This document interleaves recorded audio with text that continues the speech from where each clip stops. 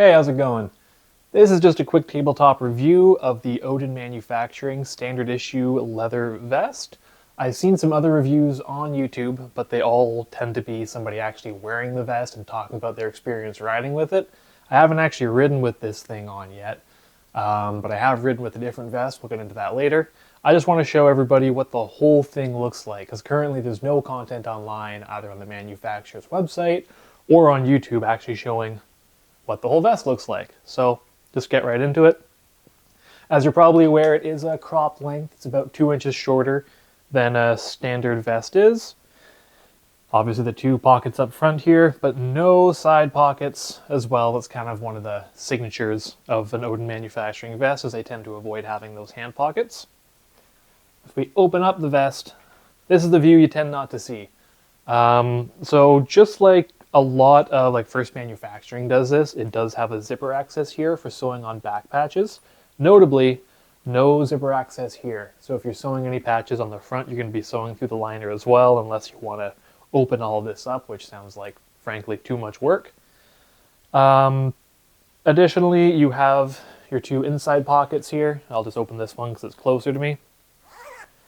Now these zip open. A lot of other cuts have a snap pocket here. I prefer the zip because then if you have loose change or anything in here, if you're bending over, you don't have stuff falling out of your pocket, which is never a good look. Inside these as well, it's hard to see, but I'll be able to show you better later. They have some elastic sewn in here to act as a kind of a holster thing. It is very holster shaped. It's definitely for having a gun in there, which as a Canadian isn't of a ton of use to me. But I'm glad it's in there for our friends down south, so you guys can keep that thing on you. Additionally, I don't know how well you can tell on the camera here, there is a pocket sewn in for a back protector. And I think that's just about all there is to show about the thing. Oh, of course, obviously there's the zips on the side here, so you can expand the vest. A little bit stiff because it's still brand new. There we go. Expand the vest if you're wearing some more layers underneath. I like a lot of things about this vest, like the way it fits. I'll try it on for you in a minute. I like that it's that shorter length, which ties into how it fits. But there are a few things that I don't love about it as well.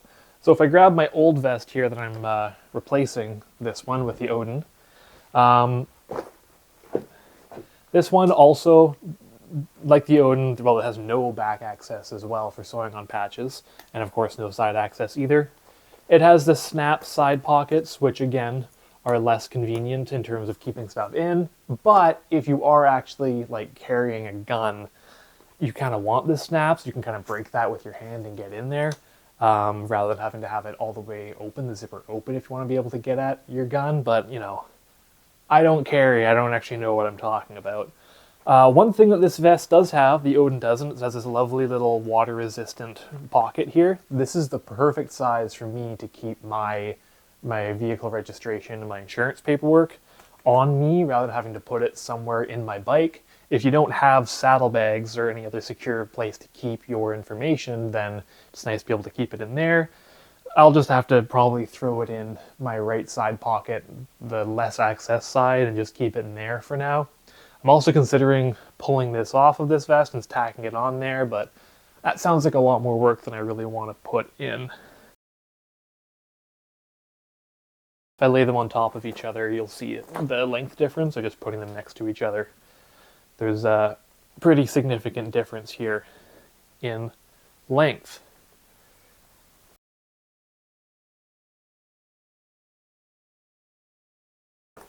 Now there are a couple things I dislike about this vest, and they're pretty much all on the back. So I'm going to flip it over and show you.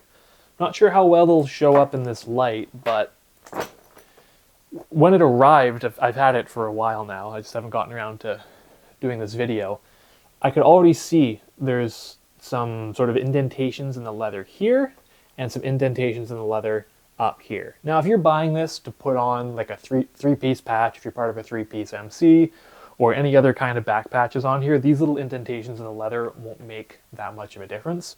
Because of where I live in Canada, wearing a back patch isn't an option for me. So I'm going to be running this with a slick back. And so that kind of bothers me that there's going to be these indentations in the leather. I'm sure they'll fade over time, but they're not going to fade over time if what makes the indentations is still there. And what makes the indentations are things sewn on to the vest. So obviously this tag up here, it looks cool. I like the design on it, but it's stuck to this big piece of leather, and that's what's making that rectangular indentation on the top of the leather on the back. Additionally, as part of this back protector pocket, there is this strip of Velcro here that sort of seals the back protector pocket shut. I don't like that, to put it bluntly. With a back protector pocket like this, you don't actually need to have Velcro there. I have a Pandomoto base layer that there's just a pocket that doesn't have the Velcro on it, and you just sort of, because of the way it overlaps, your back protector is not going to go anywhere. I'm also generally not a huge fan of having a back protector in your cut, in your outer layer. You want to have your armor, if you're wearing it, as close to your body as possible so it doesn't slip around in case of a crash. And also, again, with the printing on the leather, if I put a thick back protector in this, there's going to be a back protector shaped bulge in the back of the leather, and that's going to wear in over time and look really obvious and frankly really bad. So my plan with this is I'm actually just going to go in with a razor blade and cut this thread and pull the back protector pocket out entirely to get rid of this Velcro bulge here. And I'm going to pull this tag off as well, just so that it's a nice smooth back and I'm not stuck with those ugly bulges in the leather. Another weird thing about this, I don't see any tags anywhere on this garment saying where it's made. I'm pretty sure that's actually illegal to not have that on a garment, but whatever, I'm not going to be the one to snitch. But yeah, overall, it's pretty much what I expected when I bought it online. It just would have been nice to know some of the details that I went over here that other people didn't put in their videos. But yeah, if you have any questions about it, feel free to drop them in the comments. I'm probably going to cut here now to another angle where I'll show you how this fits, and I'll compare it to that other vest I had on the table a moment ago.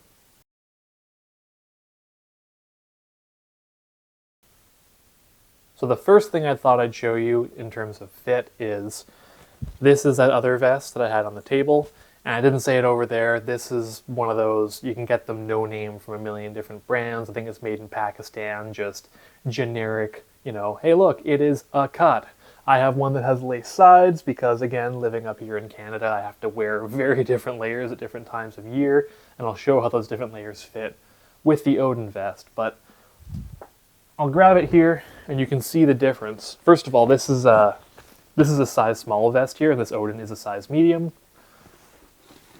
Part of the reason why I bought the Odin is because this vest fit really well about 20 pounds ago and not so much anymore. You can see here the length difference, how much of the leather from the old cut is showing beneath the Odin. It just sits a lot higher on the body. It's just a much more flattering fit for most body types, I think. And then in terms of fit, this can zip up. I have had it zipped up over top of this vest before, so it does have enough room for that. And here we have just the vest on its own. So as you can see quite a bit of t-shirt below. That's where my belt line is. Belly button's right here. Cropped fit like that. And once again, this is the size medium from Odin. And me personally, I am damn near exactly 6 feet tall, 40-inch chest, currently have about a 36-inch waist. I'm working on it. And with the sides zipped up just over a t-shirt, this is how the vest fits. There's a little bit of room in here. You can breathe. A little bit of wiggle room. I'll throw on some layers. You can see how that fits as well. And here's how it fits over top of a flannel. So once again, I still have the sides zipped up here. And this is just eating up a little bit of that wiggle room. So it's definitely not tight. There's definitely still some room to breathe in here still. It just fills it out a little bit more. The vast majority of the time that I'm going to be wearing this, I'm going to be wearing some kind of layer more than just a t-shirt. I almost always ride with some kind of protective layer on my top half. But if you're wearing like a riding shirt or like a leather jacket or something like that, there should be enough room in here that you can breathe with that over top of a t-shirt with the side zips done up. Where you'd want to undo the side zips is if you put on a heavier layer like I'm about to. And finally, here we are with a heavy layer. So this is like an MA1 flight jacket. I think this is a Rothco one, but they all fit about the same. And here I do have the side zips undone. And you can see, again, there's a little bit of wiggle room. A little bit of room to breathe. I could fit a couple more layers under this. I often do. If I'm riding in like January, I'll have on a couple of layers underneath this jacket for warmth. And I'm not stretching the leather. It's not too tight. It's not compressing my insulation layers. So it was when I tried on this vest with this jacket on that I was like, yes, I got the right size. This is going to give me all the room I need for all the layers I need to wear for year-round riding. Hello again. Just a quick shaky cam, no mic video because I can't be bothered to set it up, but pulled out the tag there. This is what the holster looks like. I said I'd show it to you later. It's tacked down along this top edge, and then here and here. It's gun-shaped. Go figure, it's where you put your gun. And then here is that back protector pocket with that big lumpy chunk of Velcro. Pulled all those out, and hopefully now those bulges in the back of the cut will disappear, and this will just now be out of my way for putting things that aren't guns into the pockets. And that's everything, so thanks so much for watching. See you in the next one.